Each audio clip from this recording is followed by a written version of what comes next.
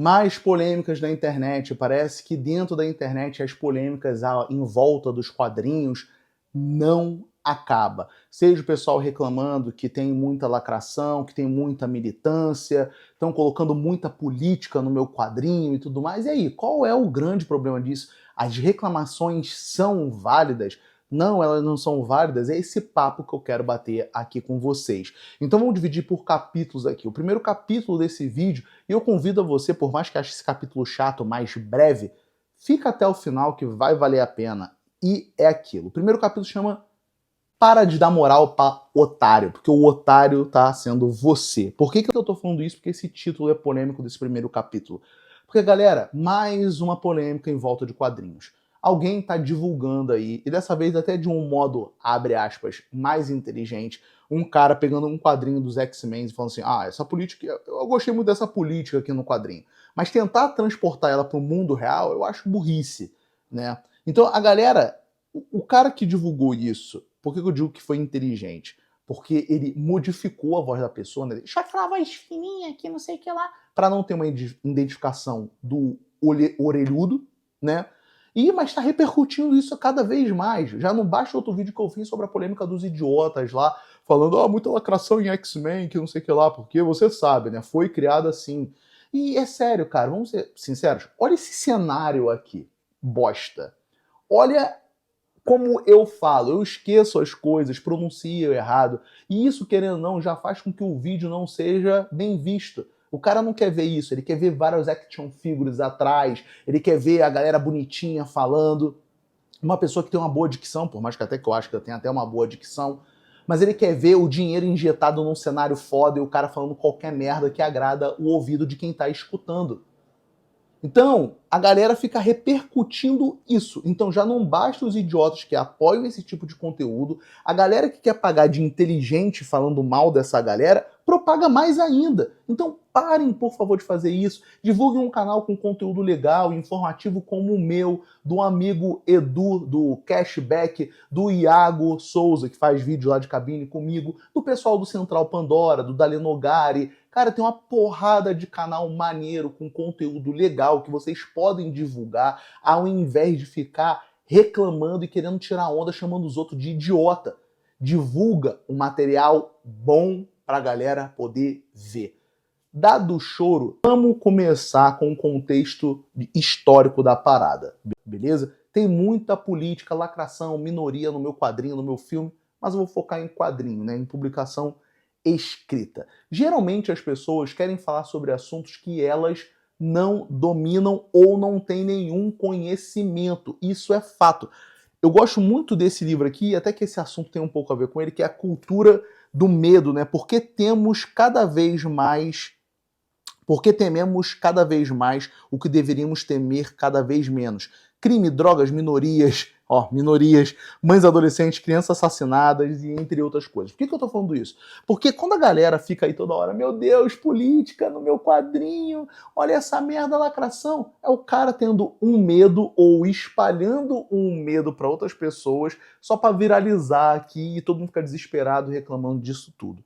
E geralmente, como eu tava falando, as pessoas querem falar sobre assuntos que elas não entendem. Seja escravidão no continente africano ou no Brasil, seja sobre a Revolução Francesa, seja sobre história do Brasil e, como eu disse para vocês, propagando medos. Por exemplo, videogame está deixando as crianças muito mais violentas. Eu recomendo muito esse livro aqui, que é bem legal. E por que eu tô falando muito sobre essa questão de medo e tudo mais? Porque os quadrinhos vão passar por isso. No início, eu não quero, tô puxando tudo da minha cabeça, mas vamos lá, viu? Por isso que essa porra não dá certo. Os quadrinhos, eles foram usados como instrumento de Estado pelo governo dos Estados Unidos. Como assim, Bigode? Eu tô dando um pulo da criação até a Segunda Guerra Mundial, beleza? Durante a Segunda Guerra Mundial, os quadrinhos foram usados como instrumento de Estado, botando lá o Super-Homem, o Batman, o Robin, tacando bolas de beisebol na cara do Hirohito, do Mussolini ou do Hitler. Tem toda uma iconografia aí. O beisebol é o esporte dos Estados Unidos, é um esporte tradicional. Então eles estão usando o esporte tradicional para jogar bolas de beisebol na cara dos ditadores, né, aliados ali do eixo, né? Alemanha, Japão e Itália. Olha o simbolismo nisso e olha a política ali. Seja também o Batman, o Super-Homem e o Robin vendendo coisas, né? Stamp bonds, né? Que eram selos de guerra para você meio que comprar esses selos para ajudar com o dinheiro na Segunda Guerra Mundial. Então, durante a Segunda Guerra Mundial, os quadrinhos foram usados como instrumento de guerra. Olha o uso político dos quadrinhos. E aí o cara, em 2024, tá chorando aí na internet, falando, meu Deus, política no meu quadrinho. Ah, essa política aqui não cabe dentro do mundo real. Olha isso aí. Então os quadrinhos durante a Segunda Guerra Mundial, sendo repetitivo, está sendo usado como instrumento, né, de guerra pelos Estados Unidos. Acaba a Segunda Guerra Mundial. O que acontece? Os quadrinhos entram em um declínio. Vai vindo aí muito quadrinho, acho que de terror, salvo me engano, e começa uma histeria, um medo em cima dos quadrinhos. Porque vai ter lá o psicólogo que vai escrever lá, né, o famoso livro, né, Sedução da Inocência, alguma coisa assim, né, que é o cara alemão que vem para os Estados Unidos, esse psiquiatra, na verdade. O Batman e o Robin têm tendências homossexuais, e pereré pro pororó. Vai criar esse alarde em cima dos quadrinhos, todos os quadrinhos, e a galera vai começar a fazer uma caça às bruxas. Vai até acontecer nos Estados Unidos que é uma queima de quadrinhos. Por isso que muitos quadrinhos vão ficar raros, porque alguns sobreviveram a esse absurdo. Né, os Estados Unidos, como sempre, replicando o que tem de pior nos outros países. Eles perseguiram os nazistas, que queimavam livros, né, não só isso, mas queimavam livros de coisas que eles não aceitavam, e os Estados Unidos estavam lá, né, queimando quadrinhos que não aceitavam mais. O que as editoras fazem? Elas criam um código de conduta. Né? E aí, isso é mais ou menos nos anos 40, acho que, ou 50, os quadrinhos vão ter aquelas histórias bem bobinha realmente para crianças, porque elas vão se adequar a esse código de conduta para o governo ir lá e comer o rabo deles. Isso vai acontecer só nos quadrinhos? Não, isso também vai acontecer no cinema com o código Reis, né? Que vai falar, você não pode ter cena de nu frontal, você não pode ter um beijo muito quente no cinema. Então, olha só, durante a Guerra Fria começa essa paranoia nos Estados Unidos. E a cultura vai ser atacada. A cultura essa que foi usada como instrumento de Estado, né? Os filmes lá exaltando os Estados Unidos e tudo mais, os quadrinhos também, durante a Segunda Guerra Mundial. E durante a Guerra Fria, o que vai acontecer com esses quadrinhos? Eles vão receber uma coleira. Então o que vai acabar acontecendo? Os quadrinhos vão ficar, e os filmes mais mornos, né? Aquela história muito água com açúcar. Beleza? Para vocês terem noção, eu estou puxando de memória, uma dessas recomendações que eram feitas era que os quadrinhos não poderiam desmoralizar agentes públicos, como a polícia, o exército e qualquer outra coisa aí. Então, né, você não podia exaltar o bandido ou talvez o anti-herói, um personagem duvidoso. Show? Só que aí tem uma coisa. O homem, ele é fruto do tempo no qual ele vive. E a Guerra Fria, ela vai se transformar nos Estados Unidos e no mundo. E as pessoas vão começar a mudar também o modo de como elas veem as coisas.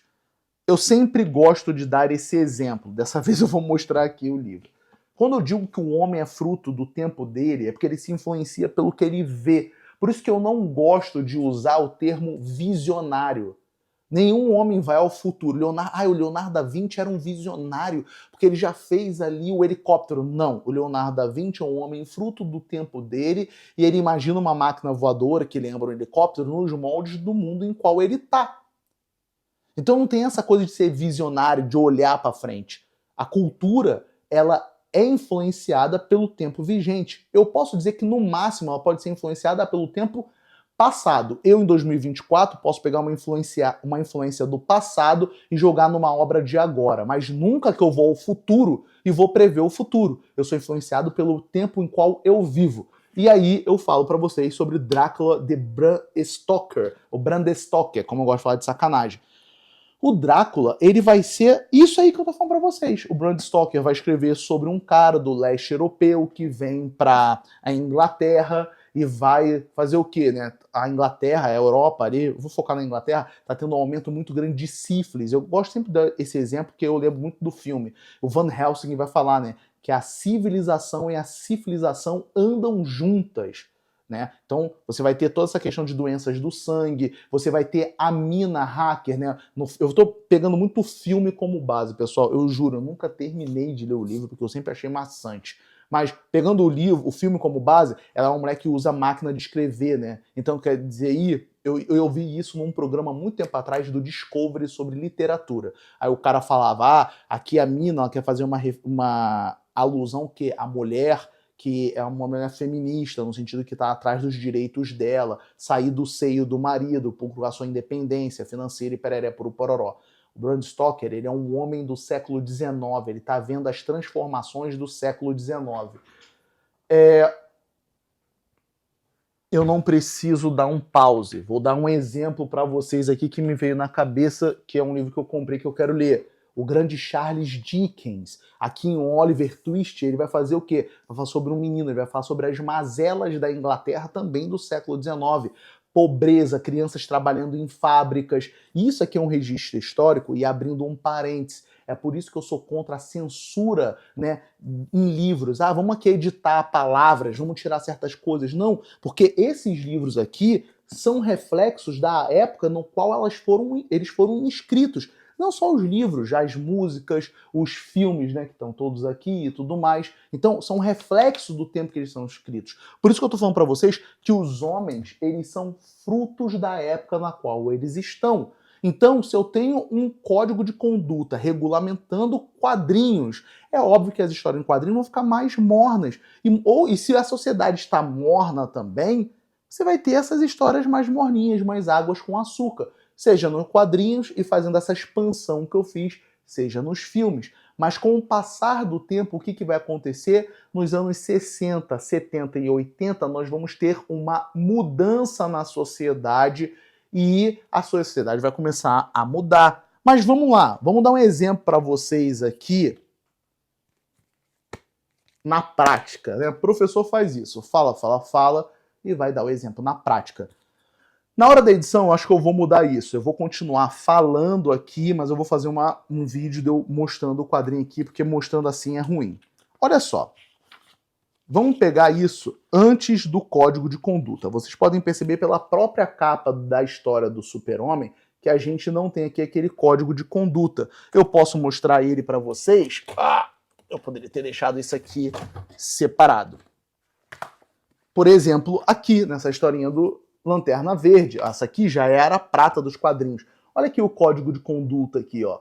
Então, na história do Super-Homem, a primeira história do Super-Homem, a gente não tem isso. E eu já perdi a porra do quadrinho. Deixa eu achar aqui. Talvez a edição venha aí e corte isso. Não vem não, porque a edição sou eu, tá aqui já. A primeira história do Super-Homem, ela é de 1938. Sabe qual é o caso que o Super-Homem vai resolver? Olha aqui. Vou mostrar aqui para vocês, mas eu quero fazer uma filmagem de cima, tá? Ele está falando aqui sobre uma pessoa que vai ser condenada erroneamente. Então, ela vai ser condenada à morte. Aí o Super-Homem corre falando que tem provas que ela não é a culpada, é a inocente. Então, olha, que é mais política do que isso. Isso é uma questão política. A segunda história do Super-Homem aqui, nesse quadrinho, é sobre violência doméstica. Uma mulher tá apanhando do marido e o Super-Homem vai lá dar um safanão no cara. Aí, se você faz uma história de violência doméstica hoje em dia, e eu não vou dizer para vocês, podem ter histórias que sejam mal feitas sobre o assunto? Pode, tá? Mas 1938. Então, existe a probabilidade, né, do Joey Siegel, né, eu nunca sei pronunciar o nome deles, né, ele e o Joey Siegel e o outro cara lá que eu não vou saber falar o nome, porque vocês sabem como é que é aqui, né? Eles podem estar falando ali, a violência doméstica é uma coisa que está presente, pelo visto, desde 1938. Imagina hoje em dia uma historinha dessa. É lacração, estão lacrando no meu quadrinho, agora tudo é violência doméstica. 1938, tá aqui, ó, edição da Panini, 75 anos da DC, eles fizeram essa série aqui, ó. com as várias eras dos quadrinhos, beleza? Então, tá aqui, isso é só falando do Super-Homem e buscando lá em 38. Aí você vai falar, então já demonstrei para vocês que durante a Segunda Guerra Mundial os Estados Unidos usou os quadrinhos como instrumento de Estado, mais política do que isso não existe. Depois, ali em 38, ainda, né, antes da Segunda Guerra Mundial, tá falando sobre violência doméstica, sobre questão de salvar os inocentes, pessoas que não foram sendo condenadas erradas. Tem outra história aqui do Super-Homem também, ainda dentro dessa primeira edição, que o Super-Homem é um senador que está envolvido com um lobista, né? Aí o Super-Homem vai levar ele lá, acho que no Capitólio. Ó, vamos fazer uma visita, uma visitinha. Me põe no chão, me põe no chão, socorro, não sei o que lá. Aí, isso na primeira edição do Super-Homem, tá? Aí você tá aí reclamando sobre problemas de lacração na tua história em quadrinho. Vamos mais uma questão aqui. Esse é um dos quadrinhos do Super-Homem que eu mais gosto, que tá aqui, né, nessa compilação dos maiores heróis do mundo, que é o Paz na Terra. Pô, que é mais política do isso também, o Super-Homem falando pros políticos sobre acabar com o problema da fome. Aí ele vai num país do continente africano, vem aqui no Brasil, ó. Vou mostrar esse aqui de um jeito melhor para vocês na edição. Aí o cara fala, ó, Super-Homem, não se mete aqui não, ó. Vai criar um conflito internacional. Isso aqui é uma história mais recente. Então vocês percebam, eu não lembro de quando é essa aqui, acho que é no início dos 2000, talvez, eu não lembro. Você vê que essa questão da política nos quadrinhos sempre existiu. Vou dar um outro exemplo para vocês aqui, nítido. Tá aqui, ó. Uma das capas na época que o mundo está mudando, os quadrinhos vão mudar também, porque como eu disse para vocês, os homens são frutos do tempo deles. Então o Dennis O'Neil e o Neil Adams vão escrever uma história que envolve aqui, né, o Ricardito como usuário de heroína, salvo me engano, é heroína. Aqui, ó. Você sempre tem solução para tudo, arqueiro. Bom, qual é a sua solução para isso? Meu parceiro é um viciado. Pô, olha isso aqui. Porque isso aqui é o que reflete o tempo em que essa historinha foi escrita. Então não tem como a gente fugir disso. A sociedade influencia na obra cultural. Beleza? Aí, vamos entrar aqui nos X-Men, que foi a polêmica recente. Na famosa revista dos X-Men. E outra, pessoal, vamos deixar uma coisa clara aqui, até por causa de um personagem polêmico que vive na boca das pessoas. O Batman. Ai, o Batman é o rico playboy, bate em pessoas e não sei... Esses dias eu vi uma aqui assim, ai, o Elon Musk prova que se o Batman existisse, ele seria um saco. Até para isso, os nerds de esquerda também são tão burros como os nerds de direita. Cara, tudo, uma historinha dessa aqui, beleza? Eu tô focando nela pela capa polêmica. Vai depender de quem escreve e desenha. Então, quando a gente tem um Batman mais reaça, matando todo mundo e tudo mais, essa é a visão de quem? Essa é a visão de quem tá escrevendo o Batman. Você pode falar assim pra mim, ah, mas eu tenho outras histórias do X-Men, voltando pros X-Men, que não tem política, que não tem nada. Beleza, quem que tá escrevendo essa história? Quais são as ideologias do cara que tá escrevendo esta história?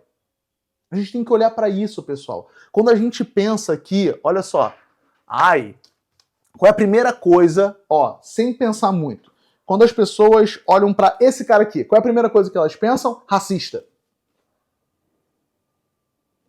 A primeira coisa que a gente escuta quando alguém fala sobre Lovecraft é ele é racista. Olha isso que legal. Então quando a gente tá vendo uma história, por que eu falei do Batman? Cara, quando você pega aqui essa compilação aqui, essa história do Batman é muito boa também. Eu prefiro a do Super-Homem, né? Mas a do Batman, ela é muito boa porque ela pega nisso. O Batman ajudando o menino negro e tudo mais, pereré pro pororó. Quando a gente vê até o próprio Batman do Nolan, o pessoal fica, porque o Batman poderia pegar toda a sua fortuna e ajudar todo mundo. No próprio filme do Nolan, do Batman Begins, por que os Waynes morrem? E os Waynes, né, o Thomas Wayne e a Martha Wayne, Martha! ele tá tentando ajudar aquela comunidade. O que os outros ricos da cidade fazem? Eles se escondem, deixam o Thomas Wayne de bucha lá, ele tá atrapalhando as questões de corrupção da cidade e matam ele. Se o Bruce Wayne desse toda a fortuna dele, não ia adiantar nada. Nada.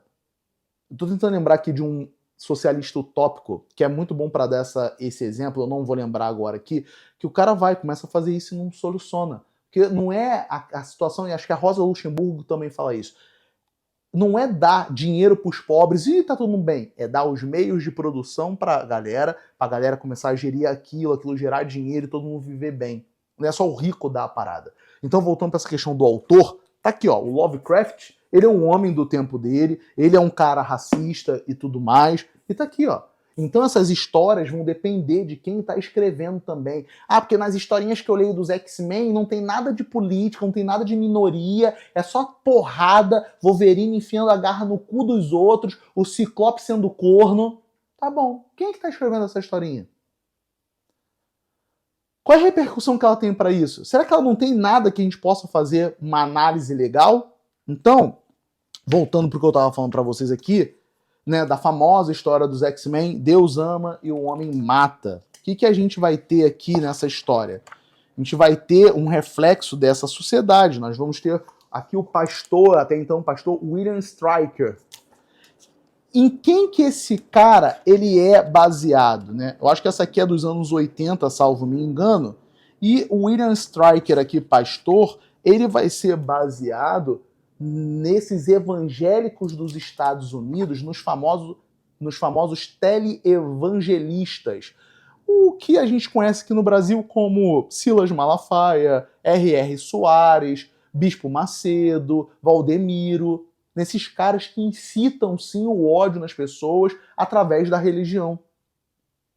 Então, baseado nesses teleevangelistas, eles vão escrever essa história, os fabulosos X-Men, né? Deus ama e o homem mata, influenciado pelo tempo no qual eles estão inseridos. Pensando em quem também está escrevendo essa história. Aí, Christopher Claremont e Brett Eric Anderson. É difícil. E isso tem a ver com o quê? Aí também aqui eu separei para vocês que tem a mesma temática praticamente, Surfista Prateado, Parábola, recomendo bastante. Vou tentar fazer um review desse quadrinho aqui. E isso tem a ver com o quê? Geralmente também vejo esse argumento. Ah, isso é falta de interpretação de texto.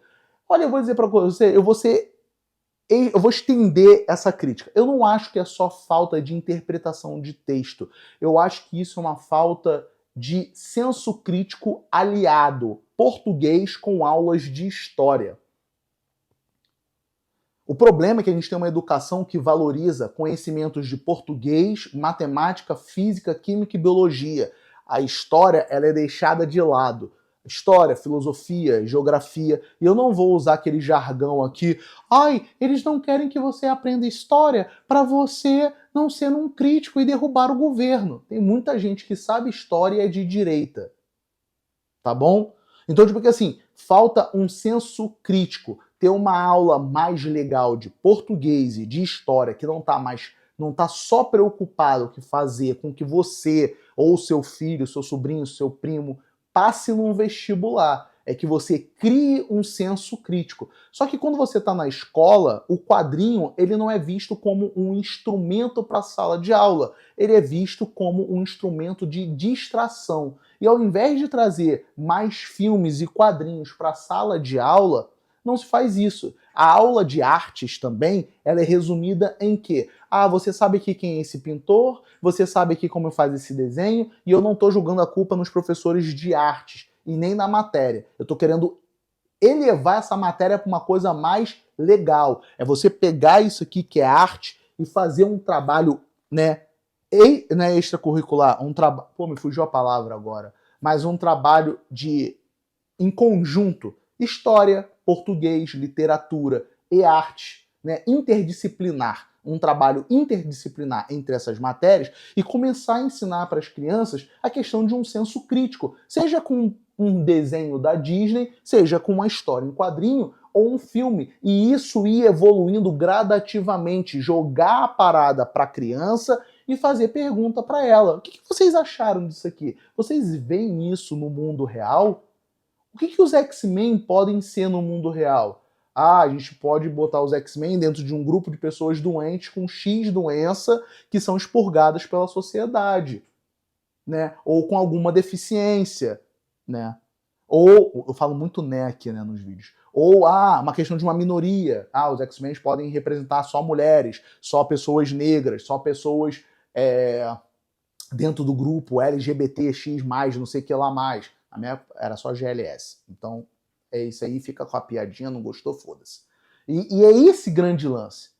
Então, ir ao cinema e assistir um filme é legal, você distrai a cabeça ali, desliga um pouco o cérebro, mas às vezes não dá. Você vai ver um filme, eu tô olhando aqui pro meu livro do Duna, que tem várias questões sobre petróleo, questão árabe e tudo mais. Você vai ver um filme como O Preço do Amanhã, que vai ter sobre questões de você doar a tua vida, né? A moeda de troca é a tua vida. Você trabalha para comer e tudo mais, e vai gastando tempo de vida para ter as coisas na sua vida. Então é isso que falta. Mas sabe o que acontece quando a gente vai falar sobre isso? Isso é papo de bar, cara. Que papo chato. Porque a gente tem a mania, sabe de quê? De adjetivar as coisas. E aí, cara, tu leu O Surfista Prateado Parábola? O que você achou? Legal.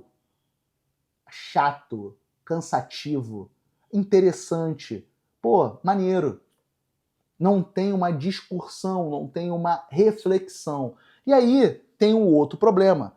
Quando a gente vai no YouTube, e aí eu vou pegar essa ideia de um vídeo que eu vi hoje aqui, o que o cara fala? Fala pessoal, eu sou o Bigode do Cominça e hoje eu tô vindo aqui apresentar para vocês um novo lançamento da Panini, Surfista Prateado Parábola. Olha como essa lombada é legal e vai ficar super bonita aqui na sua estante. A capa é dura, o papel é feito de celulose. Eu nem sei se papel é feito de celulose, veio na cabeça agora. O papel é feito de papel. Olha como ele é brilhante e bonitão. Não vai amarelar. Pô, tá muito show isso aqui, ó. Ele vai pra minha estante e eu não sei quando eu vou ler ou não. E se eu ler, eu talvez não entenda, porque eu não tenho um senso crítico. Eu só quero vir aqui falar pra você comprar no link que eu deixei aqui embaixo. Não tem a reflexão. Por quê? Pra acabar logo esse vídeo, que ele tá longo e eu vou me fuder pra editar ele, o que acontece? A gente, quando eu era moleque, durante os anos 90, eu via muitas vezes as pessoas reclamando do conteúdo da televisão. A televisão só passa besteira, a televisão só passa isso. É muito chato, é só bunda, é só desgraça, a novela e o jornal só falam de violência. Mas isso, telespectador, é o que você quer. Porque ao invés de pelo menos você buscar canais que tragam conteúdos legais, você está atrás da treta, da polêmica, do conteúdo fútil e raso, porque você está sendo empurrado cada vez mais para ver conteúdos rápidos e não pensar. E aí que está o grande lance. Então, quando o cara pega um Star Wars da vida, ele pega um Harry Potter, e eu tô fugindo aí de muita coisa, ele pega um filme, como eu disse pra vocês, O Preço do Amanhã, um Gattaca, o cara não consegue, às vezes, fazer uma reflexão crítica, porque ele só é treinado no colégio para fazer provas, aprender ali mais ou menos a interpretar a Mafalda, e olhe lá, e morreu. Eu não preciso de senso crítico. Então, esse grande papo, que pode ter parecido ficar confuso, que eu quis trazer para vocês, essa reflexão. Para de dar moral pro canal que só quer que você clique no link para comprar o quadrinho. Dá moral pro canal que vai, talvez, ser uma luz ali no fim do túnel e vai te clarear a mente, vai te ajudar a ver além do roteiro original, vai te abrir para fazer uma reflexão. Não é só te mostrar a lombada e como ele vai ficar bonito na tua estante. Né? Dá moral pro canal que não tá aqui falando que aqui não tem política, mas que vai te ajudar a fazer uma reflexão maneira, a te mostrar as coisas, e busca isso dentro de você também. Beleza? Não fica só também querendo que as pessoas te peguem na mão e te levem. Olha aqui, ó, tem crítica social aqui, ó. Olha aqui, ó, a inclusão de pessoas e minorias. Não é assim que funcionam as coisas. Isso depende também muito de você.